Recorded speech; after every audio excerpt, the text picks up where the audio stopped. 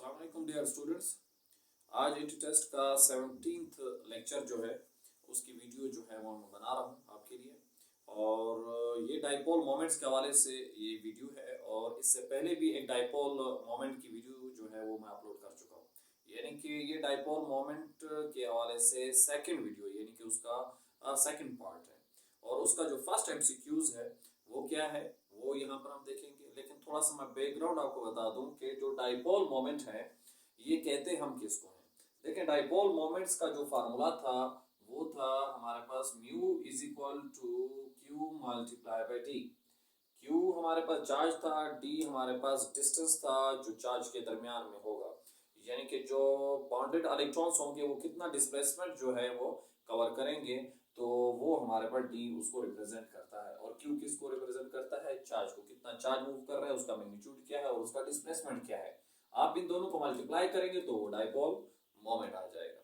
इस तरीके से जो डाइपोल मोमेंट मालूम करते हैं, मतलब इस फार्मूले के जरिए से जो डाइपोल मोमेंट मालूम किया जाता है, उस डाइपोल मोमेंट को हम थ्योरेटिकल डाइपोल मोमेंट कहते हैं।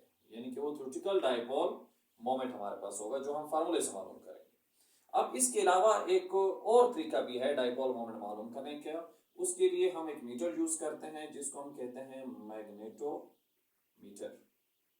तकरीबन कुछ इसी तरह क्या उसका टर्म है, नेम है मीटर का।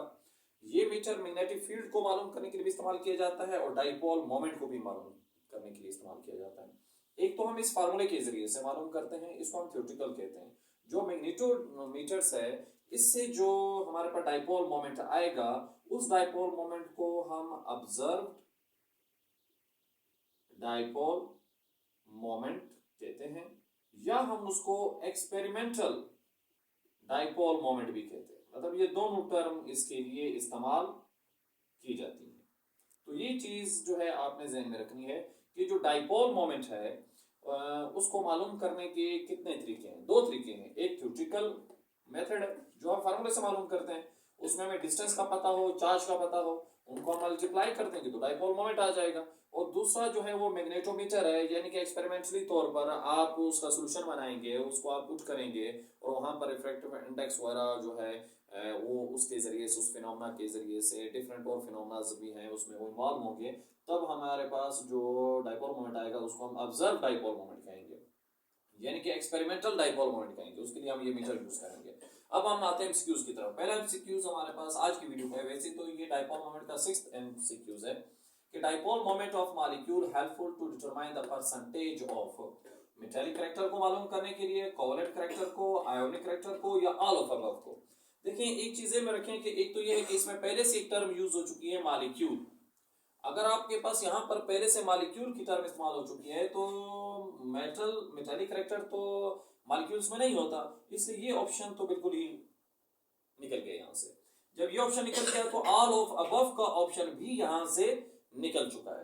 तो कौन से ऑप्शन बच चुके हैं हमारे पास? वो ऑप्शन है कोवलेंट करैक्टर और आयोनिक करैक्टर्स। इनमें से लाजमन कोई एक आपके पास परफेक्ट होगा जो यहाँ पे यूज होगा। तो उस हवाले से अगर हम देखें तो डाइपोल मोमेंट को जब हम थ्योरेटिकली मालूम करते हैं तो उसमें असल में आयोनिक करैक्टर जो है वो आपके पास मालूम होता है, या उसका डाइपोल मोमेंट मालूम हो सकता है।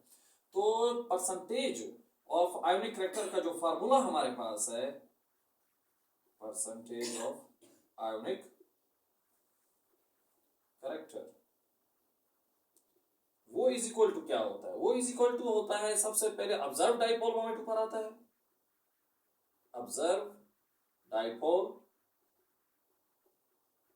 मोमेंट, और नीचे हमारे पास आता है थ्योरेटिकल डाइपोल मोमेंट। इस थ्योरेटिकल को हम कैलकुलेटेड डाइपोल मोमेंट भी कहते हैं। अच्छा, इसमें मल्टीप्लाई बाय 100 भी इधर आएगा, जगह नहीं बन रही, मल्टीप्लाई बाय 100 भी होगा, यानी कि इसको इस जगह पर मैं वापस लिख लूं तो ये ऑब्जर्व डाइपोल मोमेंट होगा और नीचे हमारे पास होगा theoretical dipole moment multiply by आपके पास क्या आ जाएगा? 100। ये चीजें आ जाएंगी। ये हमारे पास जो परसेंटेज ऑफ आयोनिक करैक्टर आएगा, यानी कि डाइपोल मोमेंट्स के जरिए से हम परसेंटेज ऑफ आयोनिक करैक्टर मालूम कर सकते हैं। हाँ, अब आयोनिक करैक्टर अगर आपके पास मालूम हो चुका है और आप मालूम क्या करना चाहते हैं? Covalent character. तो उस कोवलेंट करैक्टर को आप फिर किस तरीके से मालूम करेंगे? तो कोवलेंट कैरेक्टर को मालूम करने के लिए हमारे पास ये होगा, जो 100 है उसमें से आपके पास जितना आयोनिक कैरेक्टर है उसको माइनस कर लेंगे, तो बाकी तो कोवलेंट कैरेक्टर हो जाएगा। यानी कि कोवलेंट कैरेक्टर वो इज इक्वल टू हो जाएगा 100 minus percentage of ionic character. मतलब जितना हमारे पास आयोनिक कैरेक्टर की परसेंटेज आएगी उसको हम 100 से माइनस कर लेंगे, तो वो हमारे पास क्या बन जाएगा, कोवलेंट कैरेक्टर बन जाएगा। तो कोवलेंट कैरेक्टर को भी हम मालूम करते हैं, लेकिन अगर आप ये देखें कि डाइपोल मोमेंट्स के जरिए से जो चीज डायरेक्ट मालूम हो रही है वो आयोनिक कैरेक्टर है। मतलब पहले आप आयोनिक कैरेक्टर मालूम करेंगे, डाइपोल मोमेंट आपको आयोनिक कैरेक्टर देगा। हाँ, जितना वो आ चुका है फिर हम ये कहते हैं कि मॉलिक्यूल्स के अंदर आयोनिक कैरेक्टर भी होता है, कोवलेंट भी होता है, अगर उसमें कुछ पोलैरिटी मौजूद है तो फिर हम जितना आपके पास उसका आया उसको हम इसमें से माइनस कर लेंगे, तो निकाल लेंगे।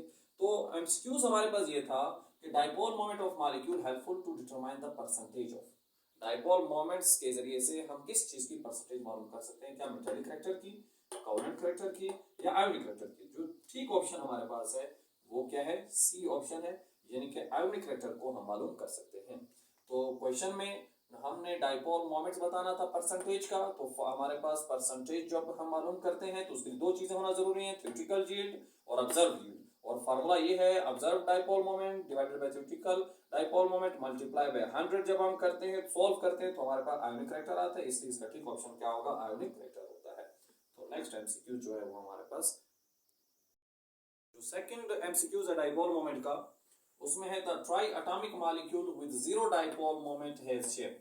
मतलब जिसका डाइपोल मोमेंट जीरो हो और वो ट्राई एटॉमिक भी हो, तो उसकी ज्योमेट्री क्या होगी, तो शेप क्या होगी, लीनियर होगी, ट्राइगोनल प्लानर होगी, बेंट होगी या वी शेप होगी। मैं कुछ ज्योमेट्रीज बनाता हूँ, उसी से फिर आपको अंदाजा हो जाएगा। होम भी ट्राई एटॉमिक मॉलिक्यूल्स, तो ट्राई एटॉमिक अगर यहाँ पे मैं कुछ मॉलिक्यूल्स लिख दूं तो उसमें हमारे पास आता है ट्राई एटॉमिक में वाटर, ये ट्राई एटॉमिक के 3 एटम है, 2 हाइड्रोजन 1 ऑक्सीजन।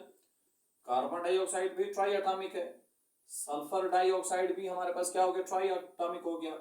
और इसी तरह बेरिलियम डाइक्लोराइड भी, ये भी क्या हो गया, ट्राई एटॉमिक हो गया। तो ये कुछ इस वक्त आपके सामने ट्राई एटॉमिक मॉलिक्यूल्स लिखे हुए हैं। अगर मैं इनकी शेप्स बनाता हूं तो इनकी शेप्स देखें कि इनकी शेप्स किस तरह है और इनमें से किसका डाइपोल मोमेंट होगा और किसका डाइपोल मोमेंट नहीं होगा। तो सबसे पहले अगर आप देखें मैं वाटर का स्ट्रक्चर बनाऊं तो वाटर का स्ट्रक्चर जो है वो कुछ इस तरीके से बनता है। इसके पास तो लोन पेयर भी होते हैं, लेकिन एक चीज मैं शुरू में क्लियर कर चुका हूं पहले पार्ट्स में इस डाइपोल मोमेंट का, जो इससे पहले वीडियो मैंने अपलोड की है, कि ऐसा एलिमेंट, ऐसा मॉलिक्यूल जिसका सेंट्रल एटम जो है उसके ऊपर अगर लोन पेयर मौजूद है, कोई भी मॉलिक्यूल हो जिसके सेंट्रल एटम के ऊपर लोन पेयर मौजूद हो, उसका डाइपोल मोमेंट कभी भी जीरो नहीं होता, उसका डाइपोल मोमेंट कभी भी जीरो नहीं होता। अगर सेंट्रल एटम के ऊपर क्या मौजूद हो, लोन पेयर मौजूद हो, इसका डाइपोल मोमेंट कभी भी जीरो नहीं होगा, नॉन जीरो होगा। अब इसकी अगर आप शेप देखें तो इसकी शेप किस तरह की है, देखिए शेप में हम लोन पेयर को नहीं देखते, ज्योमेट्री में हम लोन पेयर को देखते हैं। और ज्योमेट्री को हम इलेक्ट्रॉनिक स्ट्रक्चर भी कहते हैं, क्योंकि उसमें तमाम इलेक्ट्रॉन्स को, वैलेंस इलेक्ट्रॉन को देखा जाता है। और शेप्स में सिर्फ बाउंडेड एटम को देखा जाता है, यानी कि बाउंडेड एटम की सेंट्रल एटम के साथ क्या पोजीशन है, लोन पेयर को नहीं देखा जाता। हाँ, लोन पेयर एडजस्ट किए जाते हैं, उसके बाद जो शेप बनती है उसको देखा जाता है। लोन पेयर को एडजस्ट किया, अब इनकी अगर आप देखें जो एडजस्टमेंट बन रही है वो एडजस्टमेंट बेंट भी है, इसको हम बेंट शेप भी कह सकते हैं और इसको हम वी शेप भी कह सकते हैं। मतलब ये बेंट और वी शेप है। तो जिसकी बेंट और वी शेप है तो वो तो हम नहीं कह सकते हैं कि जिसकी बेंट और वी शेप हो तो वो आपके पास जिसका डाइपोल मोमेंट जीरो हो तो उसकी बेंट और वी शेप होगी, क्योंकि इसका तो नॉन जीरो है। इसलिए ये वाला ऑप्शन तो दोनों हो ही नहीं सकते हैं। जहां पर बेंट और वी शेप आएगा किसी भी मॉलिक्यूल्स की, उसका डाइपोल मोमेंट जीरो नहीं होगा। तो ऊपर तो वो ये कह रहा है कि ट्राई एटॉमिक मॉलिक्यूल और डाइपोल मोमेंट जीरो, तो फिर क्या शेप होगी, तो ये तो शेप आएंगी नहीं। अब इसके बाद अगर आप अगले मॉलिक्यूल्स को देखें तो वो कार्बन डाइऑक्साइड।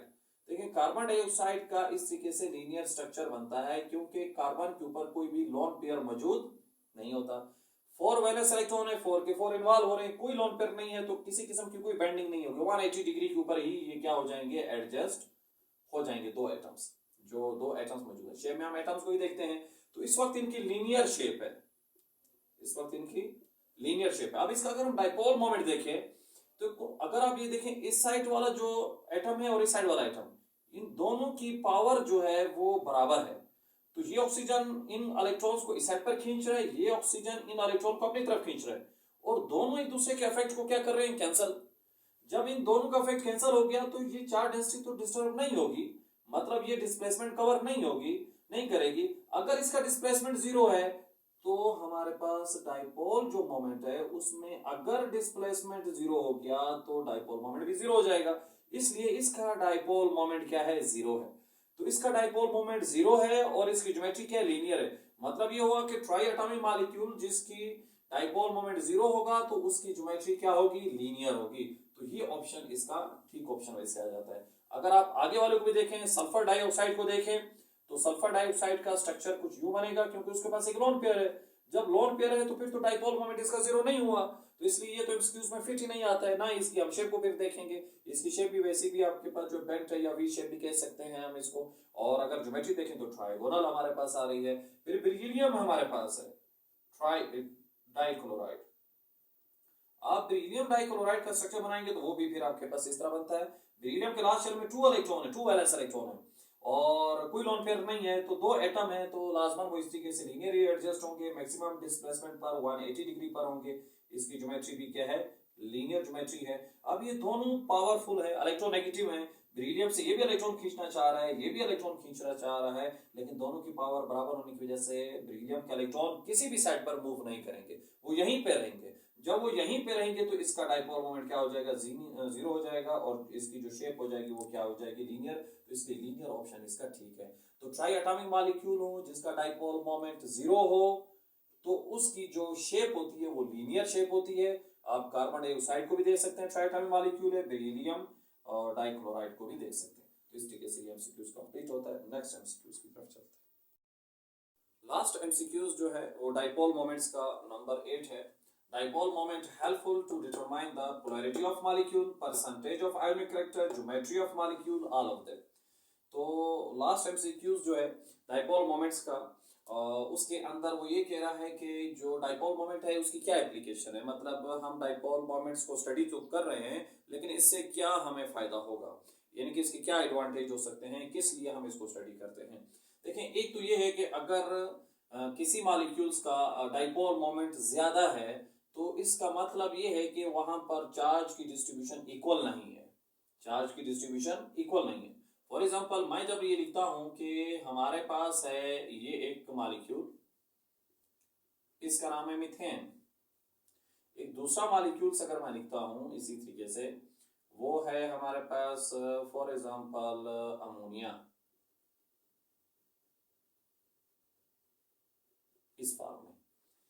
अब इस मॉलिक्यूल्स में चारों एटम सेम से लगे हुए हैं, चारों एटम जो सेंट्रल एटम से जुड़े हुए हैं उनकी पावर भी सेम है, और जो सेंट्रल एटम है उसका कोई भी लोन पेयर नहीं है, क्योंकि कार्बन के पास 4 इलेक्ट्रॉन होते हैं, 4 के 4 बॉन्ड बना रहे हैं।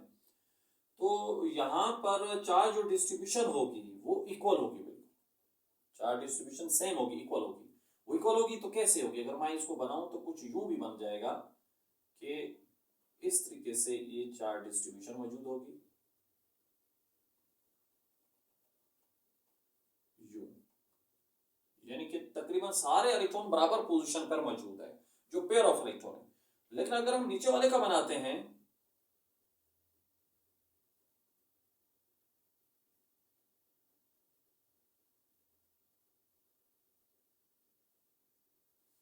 तो इस वाले से अगर आप देखिए तो ये पूरे का पूरा पोल जो है नीचे वाला ये पार्शियली पॉजिटिव हो चुका है, और ऊपर वाला पोल जो है पूरे का पूरा पार्शियली नेगेटिव है, क्योंकि यहां पर इलेक्ट्रॉन्स कार्बन और हाइड्रोजन के दरमियान इक्वली डिस्ट्रीब्यूटेड है, कोई डिस्प्लेसमेंट कवर नहीं किया गया, जीरो डिस्प्लेसमेंट है।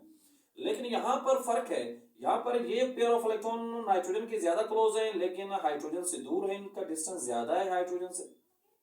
जब हाइड्रोजन से इनका डिस्टेंस ज्यादा है तो ये पार्शियली पॉजिटिव हो जाएंगे और ये वाला क्या हो जाएगा, पार्शियली नेगेटिव।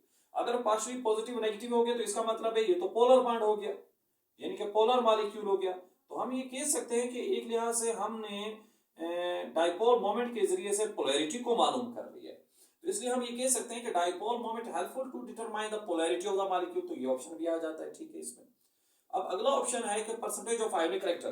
देखिए परसेंटेज ऑफ आयोनिक करेक्टर का अभी ही मैंने फार्मूला लिखा है पिछले ही एमसीक्यूज के अंदर। परसेंटेज ऑफ आयोनिक करेक्टर जो होता है वो इज इक्वल टू होता है ऑब्जर्व्ड डाइपोल मोमेंट और divided by theoretical dipole moment multiply by hundreds होता है। यानी कि जो डाइपोल मोमेंट है वो हमें आयोनिक करेक्टर मालूम करने में हेल्प करता है।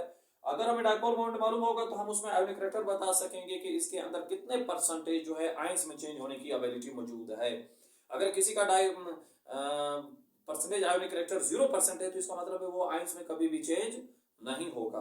वो रेडिकल में चेंज होगा लेकिन आयंस में चेंज नहीं होगा।